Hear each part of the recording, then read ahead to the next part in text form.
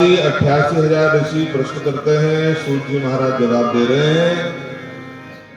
और 88,000 ऋषियों ने प्रश्न किया, महाराज भक्ति ज्ञान विरागाब्दो विवेको वर्धते महान, माया मोह निरातस्य वैष्णवे क्रियते कथम।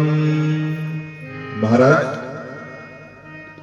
ऐसी कोई कथा बताइए जिससे भक्ति ज्ञान और वैराग्य प्राप्त होता है।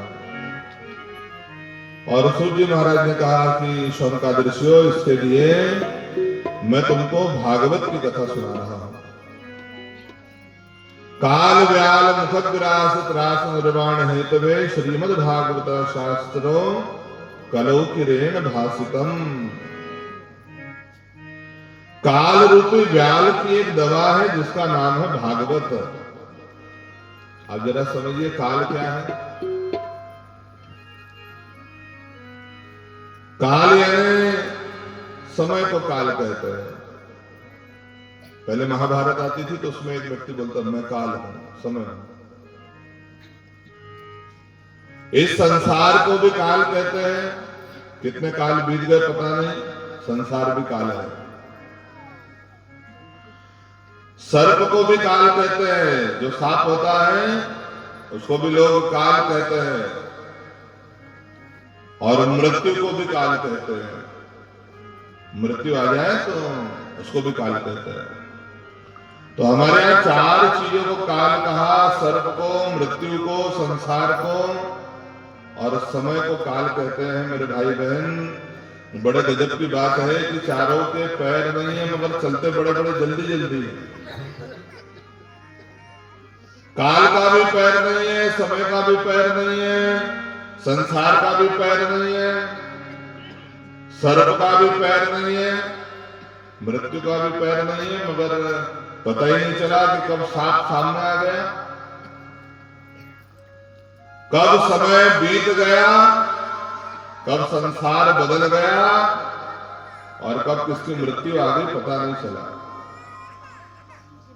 चारों के पैर तो नहीं है, मगर उसकी एक दवा है जिसका नाम है भागवत।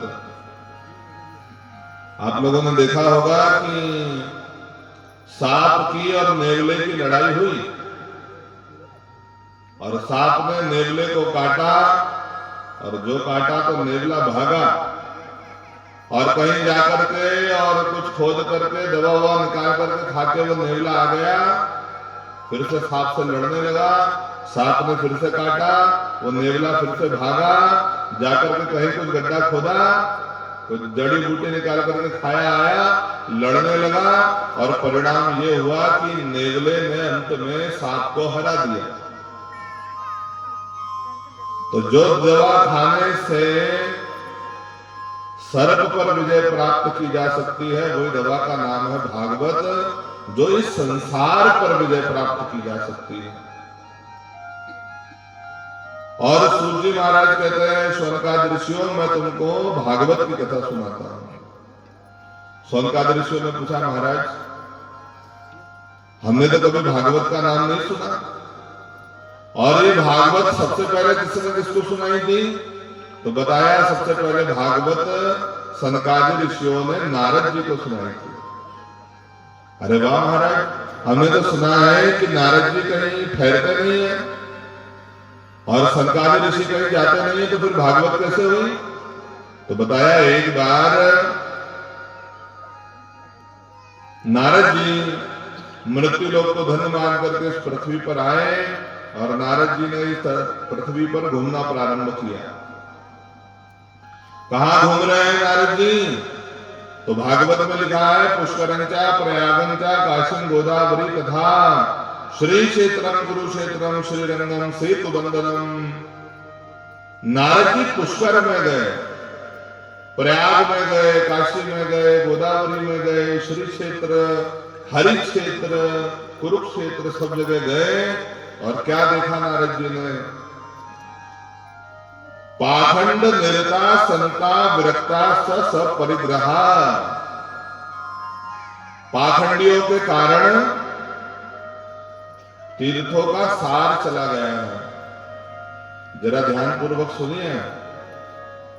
नारद जी ने देखा कि जब वो गंगा जी में गए, त्रिवेणी में गए, हरिद्वार में गए, तो क्या देखते हैं, जितने पाखंडी थे, पाखंडी महात्माओं के कारण अब तीर्थों का सार बचा नहीं है। पिछले साल कुंभ का मेला आप लोगों ने देखा? कुंभ का मेला हुआ, टीवी में देखा होगा, वहां नहीं जा पाए भले ही, तो टीवी में लोगों ने कुंभ का मेला देखा।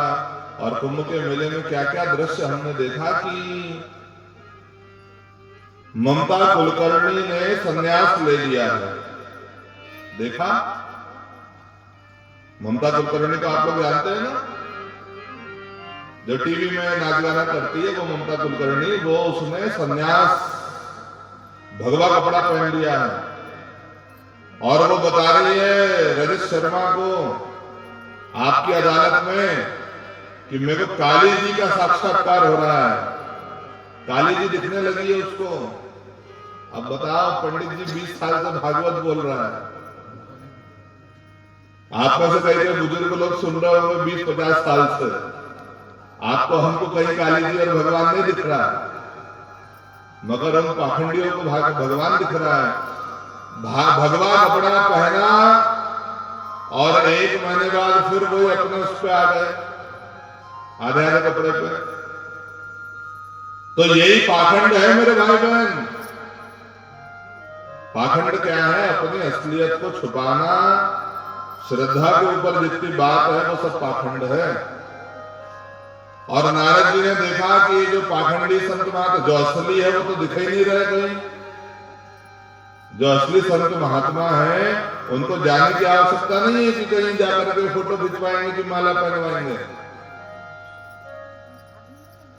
और वो पाखंडी महात्माओं के कारण क्या हो गया है, जो तीर्थ थे वो सब भ्रष्ट हो गए हैं।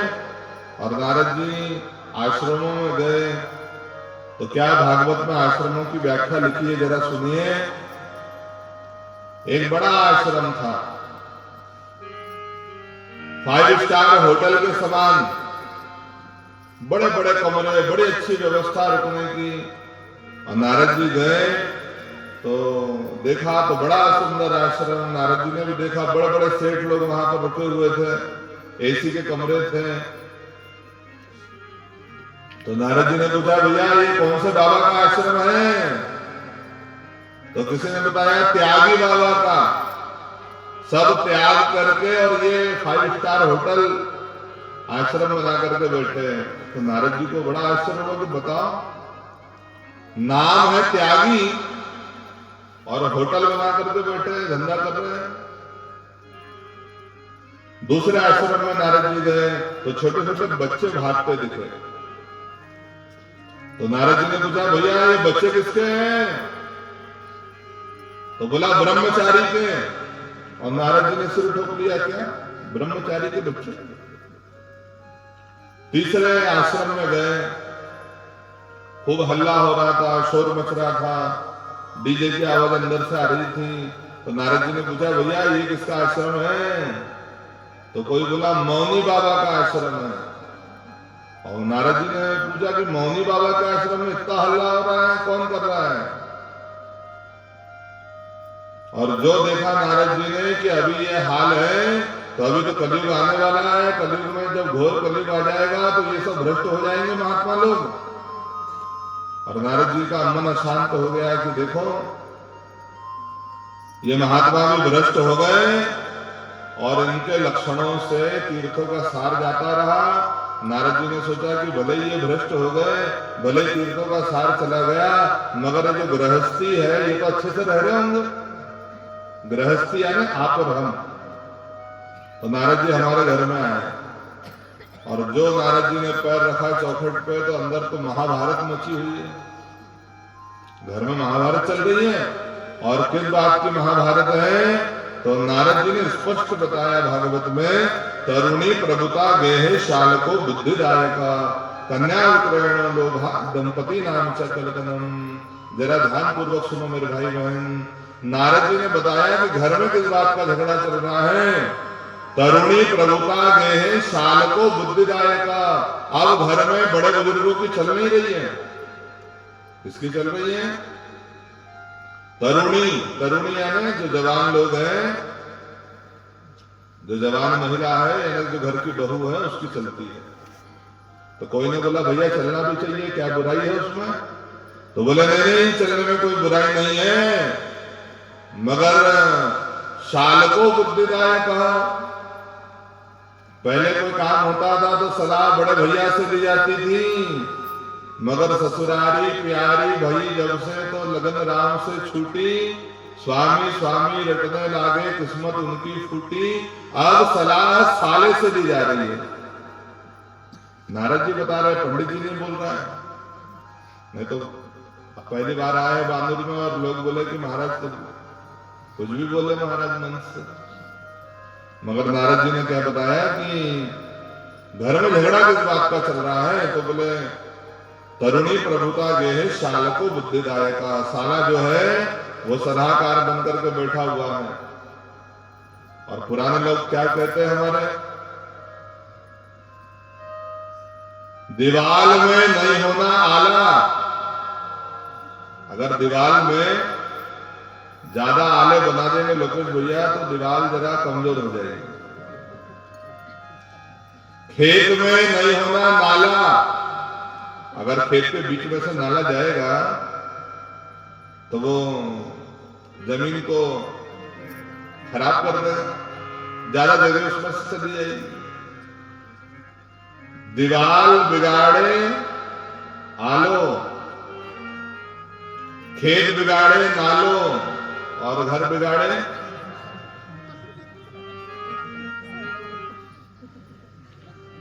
तो इसलिए झगड़ा नारद जी बता रहे हैं, इस बात का झगड़ा है कि घर में अब पिताजी से भाई से सलाह नहीं ली जा रही है। और एक कारण जो उचित नारद जी ने बताया, कन्या विकरणो लोभा दंपति नामचा कलकनम। ये जो दहेज के नाम पर कन्या को बेचा खरीदा जा रहा है उसके कारण घर में झगड़ा मचा हुआ है। दोनों पार्टी का लोभ है भैया। लड़की वालों का लोभ है कि लड़का नौकरी में होना, और लड़के वालों का लोभ है कि दहेज होना। तो ये जो कन्या को लोभ के चक्कर में, दहेज के चक्कर में बेचा जा रहा है और खरीदा जा रहा है, इसके कारण झगड़ा मचा हुआ है।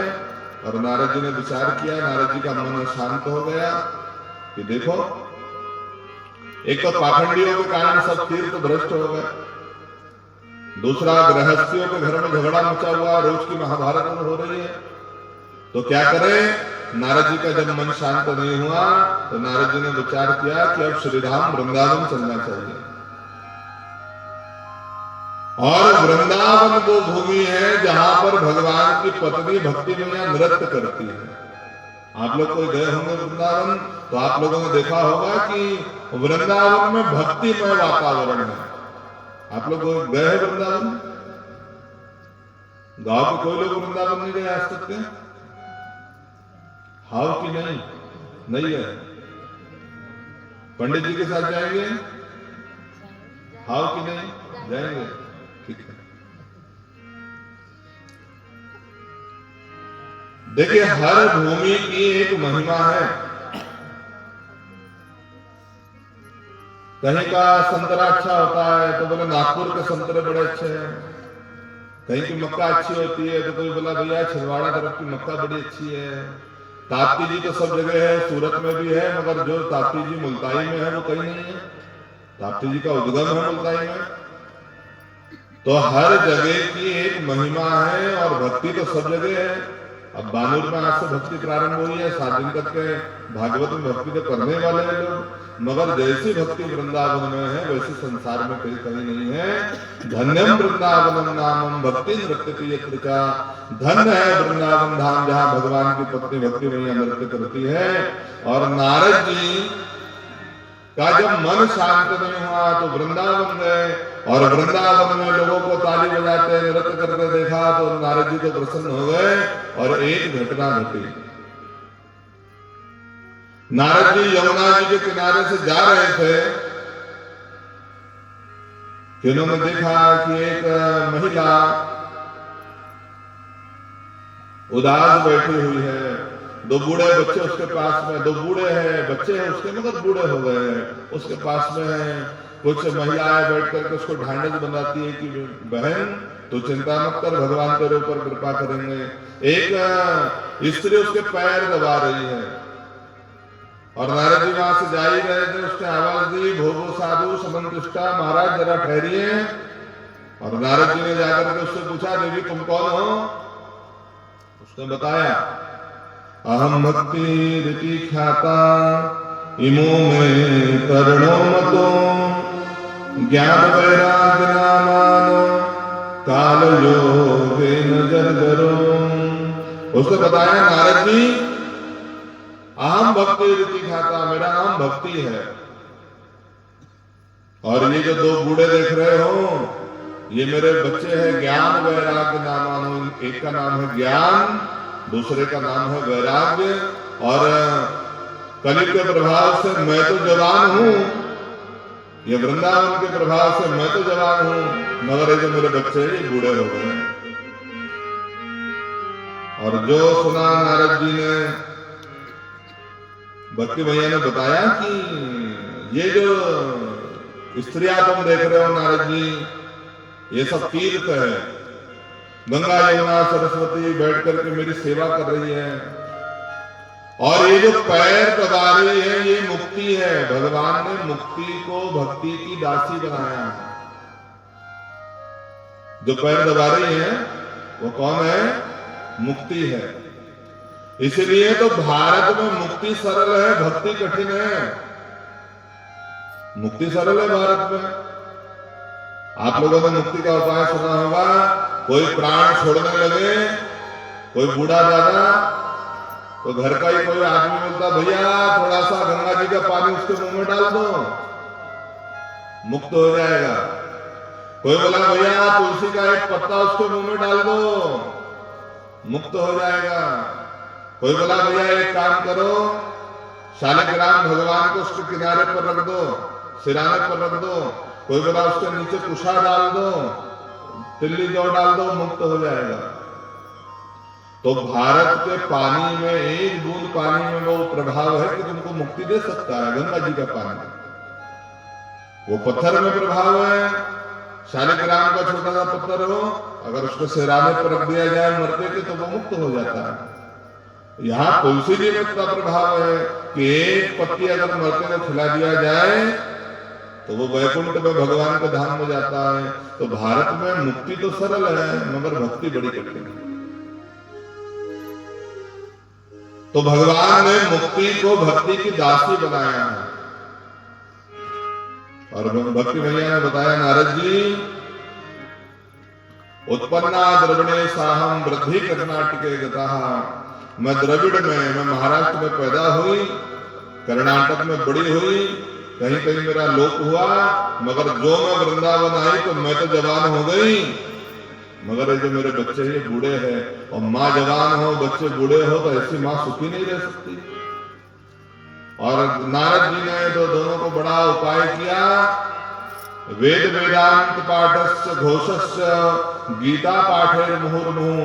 और ज्ञान वैराग्य के कान में नारद जी ने मुंह लगाया, रे ज्ञान प्रबुद्धताम, रे वैराग्य प्रबुद्धताम, जागो जागो। वेद वेदांत घोषस्य गीता पाठे मुहुर्मुहु। वेद का, वेदांत का, उपनिषदों का पाठ सुनाया। और जब ज्ञान वैराग्य नहीं जागे तो गीता पाठे मुहुर्मुहु, कई बार गीता जी का पाठ सुनाया, भगवत गीता। और जब तक के भगवत गीता सुनाते नारद जी, ज्ञान वैराग्य तो उठ करके बैठ गए। और जैसे ही वो भगवत गीता खत्म हुई और मुंह फाड़ के उबासी लेकर के फिर से सो गए। इसका मतलब क्या है? पंडित जी जब तक के प्रवचन कर रहा है, लोग बोले, हाँ महाराज तेरी बात बिल्कुल ठीक है। आज यही तो हो रहा है। गांव गांव में, घर घर में भागवत हो रही है। और देखो तो शाम के समय गांव का हाल आप देख नहीं सकते। छोटे छोटे लड़के शराब पी रहे हैं कि नहीं? इसके पहले हम जहां भागवत बोलने गए तो बोले महाराज आज ही का तो दिन बचा है, कृष्ण विवाह की कथा वाले दिन जब विवाह हुआ, बारात आई, तो मैंने भैया को बोला, मैंने यार भैया ये जो लोग ऊपर चढ़ के आ रहे हैं शराब भी ऐसा लगता है। तो बोले महाराज वो बोलते हैं कि आज ही का तो दिन है पीने के लिए। अब बताओ,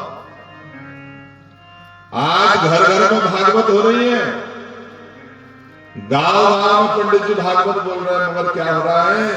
जैसे नारद जी ने गीता जी का प्रवचन किया, जब तक के प्रवचन चला तब तक तो हाँ महाराज आपकी बात बिल्कुल ठीक है, और जैसे ही प्रवचन खत्म हुआ, जैसे आरती हुई, वो ज्ञान वैराग फिर से बेहोश होकर के गिर गए। तो जैसे आरती हुई तो महाराज का ज्ञान भी महाराज के साथ कमरे में चला गया, और दूसरे दिन से लोग वही अपने मजे में लगे हुए। ऐसे हो रहा है। और जो नारद जी ने गीता का पाठ किया, ज्ञान वैराग उठ करके बैठ गए, गीता पूरी हुई, दोनों फिर से बेहोश होकर के गिर गए, और आकाशवाणी हुई, व्योमवाणी। नारद सत्कर्म करो, कोई अच्छा काम करो। और सत्कर्म क्या है ये कोई सच्चा साधु तुमको बताएगा। तो नारद जी ने विचार किया कि क्या मैंने कोई अच्छा काम आज तक नहीं किया, और नारद जी ने विचार किया कि अच्छा काम क्या हो सकता है। लोगों से पूछा, अब नारद जी को कौन जवाब देगा? तो कोई ने मौन व्रत धारण कर लिया, कोई बोला नहीं है ऐसा बोल दो नारद जी को। और जब कोई जवाब नहीं दे पाया तो नारद जी ने विचार किया कि अब बद्रीनाथ जाऊंगा और वहां भगवान की तपस्या करूंगा, भगवान प्रकट होंगे, उनसे पूछूंगा कि सत्कर्म क्या है। और नारद जी जा रहे थे बद्रीनाथ, चार भैया हैं, सनक, सनंदन, सनातन, सनत कुमार नीचे उतर रहे थे, भगवान का अवतार है। लाखों वर्ष की उनकी आयु है, मगर दिखने में 5-5 साल के दिखते हैं। और जो देखा नारद जी का लटका हुआ चेहरा, नारद जी उदास है। तो पूछा महाराज आपके तो बीवी बच्चा भी नहीं है, आप क्यों उदास है? तो नारद जी ने बताया महाराज भले मेरा बीवी बच्चा नहीं है, मैं संत हूं, मुझे संसार की चिंता है। तो बोले क्या चिंता है महाराज? नारद जी ने पूरी अपनी कथा सुनाई। मैं वृंदावन गया, वहां भक्ति मैया मिली, उसके बच्चे बूढ़े हैं, और मैंने तो कई प्रकार का उपाय किया, और जब उसके बच्चे नहीं जागे तो आकाशवाणी हुई सत्कर्म करो। तो महाराज जी बताइए सत्कर्म क्या है? और सनत कुमार ने बताया नारद जी हम अभी बता देते हैं। बताया सनत कुमार ने नारद जी, सत्कर्म सूचको नूनम ज्ञान यज्ञ स्मृते बुधे श्रीमद्भागवतालापः सतु गीत सुखादिभिः। सत्कर्म कहते हैं ज्ञान यज्ञ को। बाकी के जो यज्ञ है मेरे भाई बहन वो कर्मवाचक है, जरा ध्यान पूर्वक सुनो। बाकी के जो यज्ञ है उसमें कर्म की प्रधानता है, मगर ये जो यज्ञ है इसमें ज्ञान की प्रधानता है। ये भागवत को लिखते हो ना पोस्टर में, क्या लिखते हैं? श्रीमद् भागवत ज्ञान यज्ञ सप्ताह लिखा है पीछे, ज्ञान यज्ञ। तो यहां तो ना हवन कुंड है, ना आहुति दी जा रही है। यज्ञ किसको कहते हैं? जहां कोई हवन कुंड बना हो और कोई एक पंडित जी मंत्र बोलता हो, बाकी यजमान जी स्वाहा स्वाहा बोल करके आहुति देते हो। तो जो आहुति देने वाला यज्ञ है वो कर्म सूचक है, कर्म करना पड़ता है। हाथ उठा करके आहुति डालते तो स्वाहा। और ये जो यज्ञ है ज्ञान सूचक है, यहां पर ज्ञान की आहुति दी जा रही है। किसी ने पूछा महाराज कितने कुंडी यज्ञ है ये भागवत का यज्ञ हो रहा है? तो कहीं कहीं 5 कुंडी है, कहीं कहीं 10 कुंडी है, कहीं कहीं 100 कुंडी यज्ञ होता है, आपने सुना होगा। तो ये जो भागवत का यज्ञ है कितने कुंडी यज्ञ है? तो बोले जितनी मुंडी उतनी कुंडी। जितनी मुंडी है उत्ते कुंड है और यहाँ से ये ज्ञान की आहुति दी जा रही है। पंडित जी यहाँ यज्ञ में बैठ करके और व्यासपीठ से ज्ञान की आहुति दी जा रही है। मेरे भाई बहन, किसी को रुपया पैसा दो तो हो सकता है कि महीना 2 महीना, साल 2 साल वो पैसा चला ले। किसी को भोजन करवा दो तो हो सकता है कि 3 दिन उसके शरीर में वो भोजन रहे। किसी को पानी पिला दो, 1 दिन तक उसके शरीर में वो पानी रहेगा। मगर ये जो ज्ञान यहाँ से दिया जा रहा है, अगर सच्चे मन से किसी ने स्वीकार कर लिया तो जीवन के अंतिम श्वास तक ये ज्ञान बना रहेगा। इसलिए इसका नाम है ज्ञान यज्ञ। और सनत कुमार ने कहा, महाराज ये जो भागवत की कथा है वही ज्ञान यज्ञ है, आप ज्ञान यज्ञ करिए, भक्ति में यहाँ का दुख दूर हो जाएगा, ज्ञान वैराग्य का बुढ़ापा दूर हो जाएगा। और नारद जी ने कहा, महाराज अब मेरे भाग्य से आप मिल गए हो, मैं कहा पंडित जी ढूंढने जाऊंगा, आप ही भागवत सुना दीजिए। तो सनत कुमार ने कहा, देखो नारद जी, यहाँ पर बद्रीनाथ में तो बड़ी ठंडी है, यहाँ लोग सुनने के लिए आएंगे नहीं, तो एक काम करो, यहाँ से थोड़ा नीचे उतर जाओ, हरिद्वार में गंगा जी का तट है, ठंडी ठंडी हवा चलती है, गंगा जी की रेतीली भूमि है, और वहीं एक बड़ा पेड़ था, उसको व्यासपीठ बना दी। गंगा जी की तलहटी में नारद जी यजमान बनकर के बैठ गए आसन पर। एक आसन भक्ति मैया के लिए, 2 आसन उसके बच्चों के लिए, ज्ञान वैराग्य के लिए लगा दिए, और भागवत की पहली कथा प्रारंभ हुई। हरिद्वार में आनंद तट पर सनत कुमारों ने पहली कथा सुनाई, और कथा सुनाते हुए सनत कुमार कहते हैं, श्लोकार्धम श्लोक पादम व नित्यम भागवतो भवम पठस्य सोमुखेन व यदिच्छेन परांगतिम। कोई एक श्लोक को, आधे श्लोक को, आधे से आधे को अगर ध्यान से सुन ले तो परांगतिम, वो शुद्ध हो जाता है। लोगों का प्रश्न होता है, कहीं हम भागवत बोलने जाते हैं तो महाराज क्या 7 दिन में 18,000 श्लोक पूरे पढ़ सकते हैं? पंडित जी बाजू में पढ़ते हैं ना, तो लोगों का प्रश्न होता है कि महाराज कहीं 7 दिन में 18,000 श्लोक हो सकते हैं? और भागवत का महात्मा क्या कह रहा है? श्लोकार्धम श्लोक पादम वा, कोई एक श्लोक को, कोई उससे आधे श्लोक को, कोई आधे से आधे को भी ध्यान से सुन ले तो वो भी शुद्ध हो जाता है। और सनत कुमार ने कहा, सदा सेव्या श्रीमद् भागवती कथा यस्याः श्रवण मात्रेण हरिचित्तम समाश्रयेत। ये भागवत की कथा सदा सेवनीय है, सदा सेवनीय, सेवनीय यानी सदा सुनने योग्य है। और कोई क्या कहता है, महाराज कार्तिक में सुने कि अधिक मास में सुने? लोग प्रश्न करते हैं ना, अभी अधिक मास भी आने वाला है इस बार, तो कार्तिक में सुने कि अधिक मास में सुने?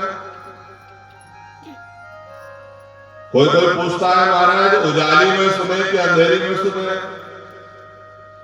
और कोई तो उसके आगे प्रश्न करता है, महाराज दिन में सुने कि रात में सुने?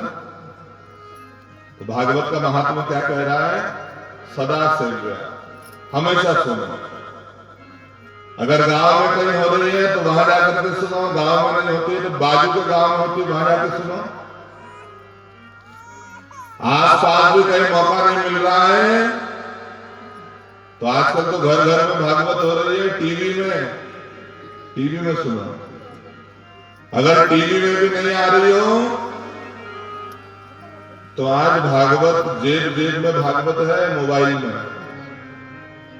भी तो आ रहा है पंडित जी लोग यूट्यूब में, तो क्या करो, मोबाइल में सुनो। रात में नींद नहीं आती हो तो हेडफोन लगा करके सुनो, मगर सदा सेव्या। भागवत का महात्मा कह रहा है, सदा सेव्या श्रीमद् भागवती कथा यस्याः श्रवण मात्रेण हरिश्चित्तम समाश्रयेत। क्या होगा सुनने से? तो बोले वो जो भगवान है हरिचित्तम समाश्रय आकर के तुम्हारे हृदय में बढ़ जाएंगे।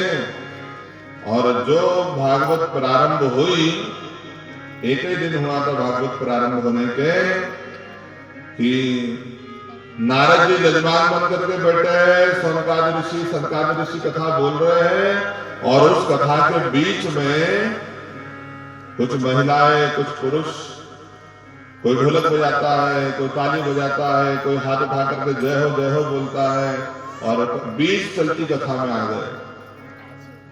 तो सनत कुमार ने पूछा ये कौन है? तो नारद जी बता रहे हैं कौन आया। भक्ति सुतो तो तरुणो गृहीत्वा प्रेमिक रूपा सहसा विरासी। भक्ति सुतो तो तरुणी गृहीत्वा, जो भक्ति मैया थी, जो वृंदावन में बैठ करके रो रही थी, अब वो प्रसन्न हो गई। भागवत प्रारंभ हुई तो वो भक्ति मैया प्रसन्न हो गई, और तरुणी गृहीत्वा, उसके साथ में उसके जो बच्चे बूढ़े हो गए थे वो ज्ञान वैराग भी जवान हो गए, और भक्ति मैया के साथ में बहुत सारे लोग सब कीर्तन करते हुए आए, और क्या कह रहे हैं? श्री कृष्ण गोविंद हरे मुरारी नाथेति नामानि मुहुर्वदन्ति। बार बार कह रहे श्री कृष्ण गोविंद हरे मुरारी हे नाथ नारायण वासुदेवा हरे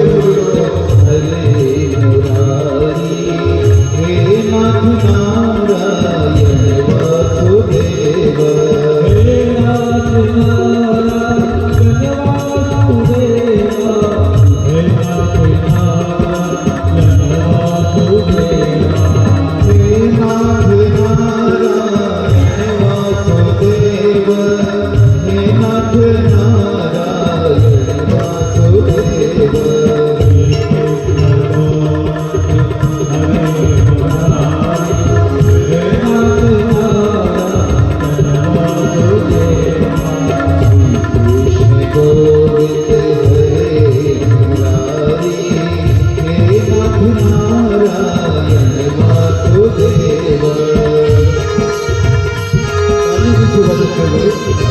सभी को